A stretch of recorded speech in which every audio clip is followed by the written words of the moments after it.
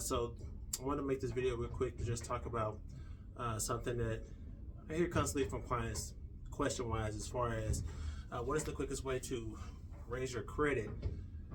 And the quickest way is really going to be revolving accounts, which is basically credit cards. The reason why is because revolving accounts is ongoing, right? When you get a loan, yes, that does help your credit, but at the same time, loans do not last forever, right? It's a payoff date. At some point, whether it's months or years, whether you have a vehicle, you're only going to pay on that for 6 years. While you're paying on it, yes, helping you build your credit, but once you pay it off, it's not helping you anymore. It's like it's done, it's over with, and it really doesn't. It does nothing for you, right? Credit cards is ongoing, right? You use it month to month, you pay on it month to month, and it's never ending, right? As long as you do a good job with your credit card, right? And when I say do a good job with your credit card, I'm not talking about running the credit card up and paying, until it's beyond your means and you can't even pay it, or it's to the point where you have so much going on that it's really become another bill and you're just paying the minimum on it or things of that nature. So in that reference, in regards to credit cards, I'm going to throw this in there real quick.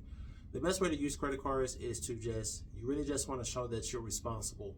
And so we typically tell clients to just pay, spend 30, 50, $100, something you can pay off every single month, versus spending beyond your means, or more than you actually make, right? If you want to use your credit card on a regular basis, do not spend more than what you know you're going to bring home, right?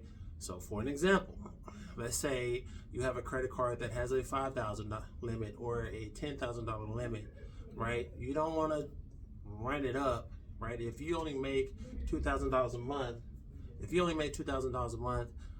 then that's your limit, right? Don't spend more than $2,000, right? You want to spend it as if it's a regular situation, but you want to use your credit card because it's going to help build up your credit. And then on top of that, it's also going to, you typically get points and rewards, right? Or money, cash back situation, right? It's much better than using a regular debit card, because with a debit card, there's no benefit.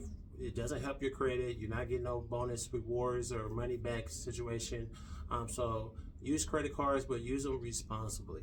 Okay, don't get 3 or 4 credit cards, run them up, and then you're just paying the minimum and you're messing your credit card up. Your credit scores up and things of that nature. Don't do that, okay? But again, credit cards is going to be the absolute best way to build up your credit. Now, they typically say that you want to have at least 3 revolving credits versus each installment that you have, right? So, for example, if you have a house, which is an installment loan, then you want to have 3 credit cards, right? If you have a house and a car, 2 installments, then you want to have 6 credit cards, right? Again, the credit card is going to be the quickest way to run them scores up and get your scores up. Again, your payment history, which I said in the other video, that's 35% of your credit, right? So for those that don't have any credit and you want to quickly raise your credit card, all right? Now, if you can't get approved for credit cards, then you want to get a secure credit card, right? We actually have a list of, I want to say, about 10 secure credit cards that our clients can get approved for, regardless of what their credit scores are. They won't hurt your credit scores, and that's a building block to just prove that you can manage your credit card, do the right thing, pay it every month, right? Get your scores up. Once you get your scores up and you start getting them into the mid 600s, especially in the 700s, once you get in the 700s, 750, 800s, you're going to start getting all type of invites to get the higher end credit cards with the higher limits and whatnot. But again, when you get those, you don't want to run it up. You want to be responsible with it, because that's going to help you in the long run, right? Because once you have a 750, a 800, a 850, that's the best in the credit world, right? You get the best interest rates, you get approved for whatever you need because you've proven yourself, right? So again, the quickest way to build your credit is through credit cards.